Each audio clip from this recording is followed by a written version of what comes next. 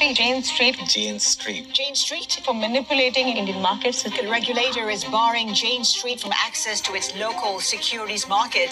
Hi friends, ఒక US related trading and investment institution company Jane స్ట్రీట్ని రీసెంట్గా SEBI ban చేసింది. అసలు ఈ కంపెనీని సెబీ ఎందుకు బ్యాన్ చేసింది, అలాగే ఈ కంపెనీ ఎటువంటి మ్యానిపులేషన్స్ చేసింది అనేది ఈ వీడియోలో చూద్దాము.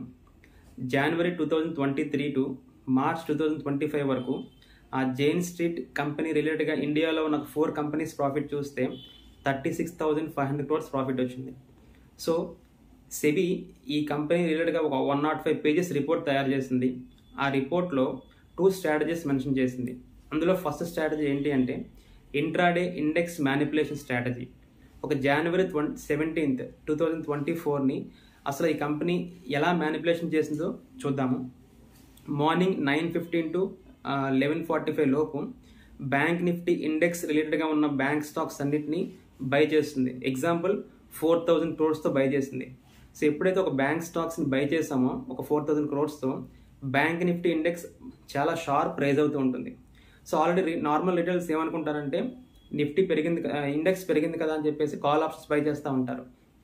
సో స్టెప్ 2లో ఈ కంపెనీ ఏం చేస్తుందంటే nearly 7 times the money, morning 4,000 crores place చేసింది. ఇప్పుడు 11:40 తర్వాత నియర్లీ 7 times అంటే 30,000 crores ఆప్షన్స్లో ఇన్వెస్ట్ చేస్తుంది.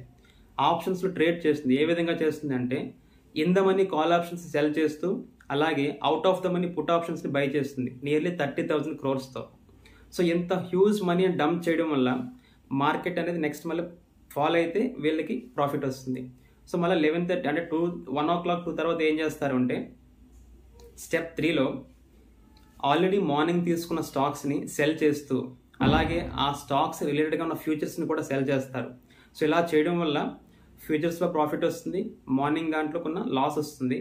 కానీ ఇంత స్టాక్స్ని సెల్ చేయడం వల్ల ఏం జరుగుతుందంటే బ్యాంక్ నిఫ్టీ ఇండెక్స్ కూడా మళ్ళీ ఫాలో అవుతుంది. ఈ ఫాలో అవడం వల్ల ఆల్రెడీ స్టెప్ 2లో తీసుకున్న ఆప్షన్స్ ప్రాఫిట్ వస్తుంది. ఇలా ఓవరాల్గా ఆ ఒక్క సింగిల్ డేలో వాళ్ళకి 700 crores ప్రాఫిట్ వచ్చింది.